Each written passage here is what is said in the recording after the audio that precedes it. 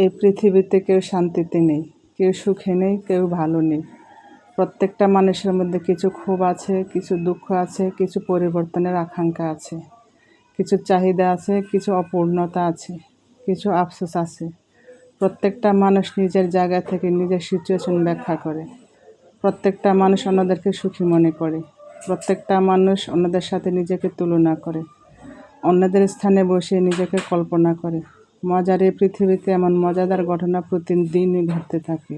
প্রতিনিয়তই প্রত্যেকটা মানুষ নিজের নিজের জায়গা থেকে ঠিক আছে। সুপ্রিয় দর্শক, আসসালামু আলাইকুম।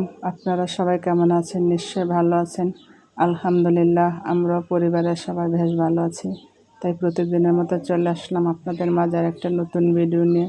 কেমন আছেন আমার সমস্ত আপুরা? নিশ্চয়ই ভালো আছেন। যে যেখানে আছেন সুস্থ আছেন, নিরাপদে আছেন।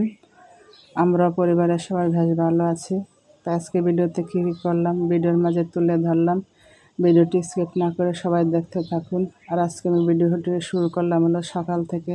এই তো আমি সকালে ঘুম থেকে উঠে নিজে ফ্রেশ হয়ে নিয়েছি। তারপর সকালে নাস্তা রেডি করে না খেয়ে ছেলেকে মাদ্রাসায় গেছে আনার জন্য।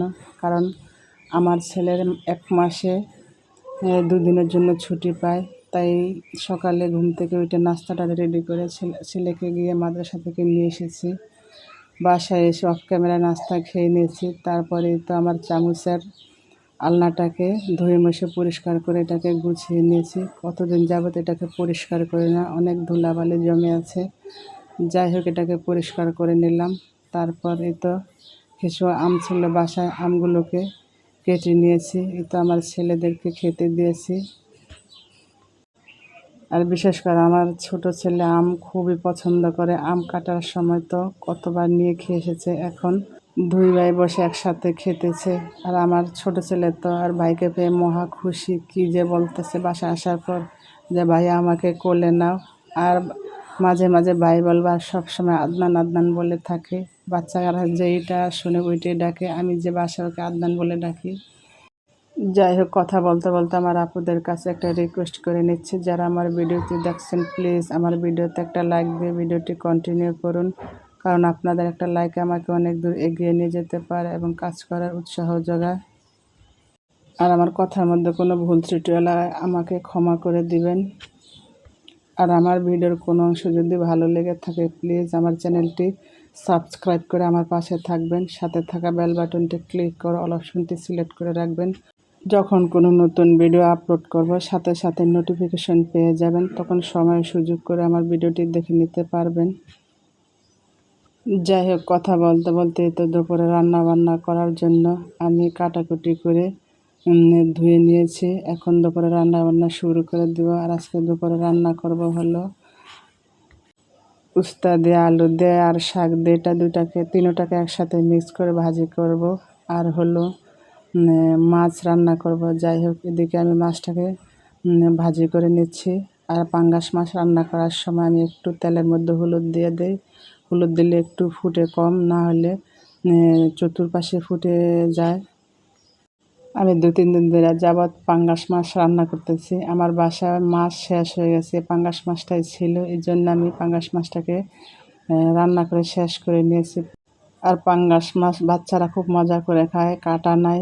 আর আমার কাছে বেশি একটা পাঙ্গাস মাছ ভালো লাগে না, তেল তেল লাগে, মুখে মজা লাগে না। একটু ভাজি করলে ভালো লাগে। যাই হোক, এটা আমার পাঙ্গাস মাছটা ভাজি করে নিয়েছি। আর এখনকার বাচ্চারা পাঙ্গাস মাছটাই বেশি পছন্দ করে, কারণ কাটা কম, তারা সহজে খেতে পারে। আমার বাচ্চা বলে না, সব বাচ্চারাই। আমি অধিকাংশ বাসায় গেলে দেখি সবার বাচ্চাদের জন্য পাঙ্গাস মাছ রান্না করে, পাঙ্গাস মাছ ভাজি করে। যাই হোক, এখন মাছটা ভাজি হয়ে গেছে। এখন তরকারি রান্না করার জন্য আমি মশলাটাকে সুন্দর করে কষিয়ে নিয়েছি। আর তরকারি রান্নার জন্য মশলা যদি সুন্দর করে কষানো হয় তখন তরকারিটা খেতে ভালো লাগে। যাই হোক, এই তো আমি এখন মশলার মধ্যে তরকারিটাকে দিয়ে দিব। আর তরকারি যদি এভাবে সুন্দর করে কষিয়ে রান্না করে খুবই ভালো লাগে। আবার তরকারির মধ্যে যদি গরম পানি ঝোল হিসাবে ব্যবহার করে তাহলে স্বাদটা আরও দ্বিগুণ বেড়ে যায়। যাই হোক, আমি কথা বলতে বলতে তরকারিটাকে কষিয়ে নিচ্ছি।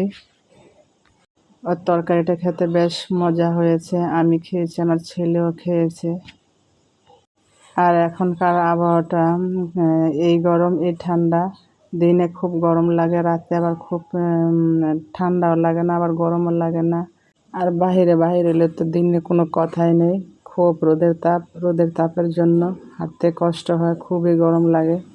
আর বাসায় থাকলে খুবই ভালো লাগে। যাই হোক, বেশি জরুরি কাজ ছাড়া আমি বাহিরে যাই না। আমার বাচ্চাকে নিয়ে আমি বাসায় থাকার চেষ্টা করি। আর মাঝে মধ্যে আমার ছেলেকে দেখার জন্য মাদ্রাসায় যাই, আনার জন্য যাই। যাই হোক, কথা বলতে বলতে এদিকে আমার তরকারিটা কষানো হয়ে গেছে।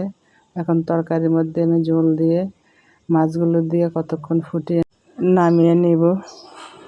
আর মাঝে মাঝে মনে হয় যে আজকে রান্না করব না, কিন্তু এই কথা বললে তো হবে না যে রান্না করব না, পেট তো আর মানবে না। যতই কষ্ট হোক রান্না করতে হবে, বাচ্চা আসে।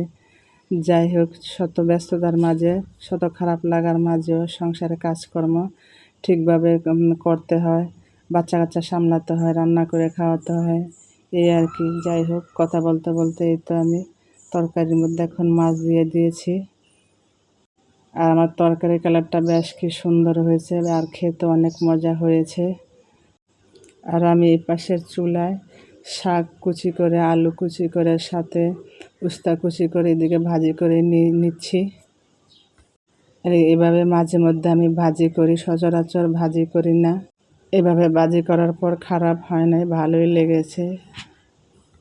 মাঝে মধ্যে এরকম করে আমি ভাজি করে আমার মনে যেটা চাই সেভাবে রান্না করি। আর আমারটা আমি খাবো, কেউ তো খাবে না, এই জন্য এরকম করে হুটহাট করে রান্না করে ফেলি, তারপর নিজেরটা নিজে খেয়ে নিই। যাই হোক, এদিকে এত কিছু বুট সিদ্ধ করে ডিপ ফ্রিজে রেখেছিলাম। এখন বুটগুলোকে ভাজি করে নিচ্ছি, সন্ধ্যার সময় মুড়ি দিয়ে মাখিয়ে খাওয়া হয়ে যাবে, নাস্তাও হয়ে যাবে।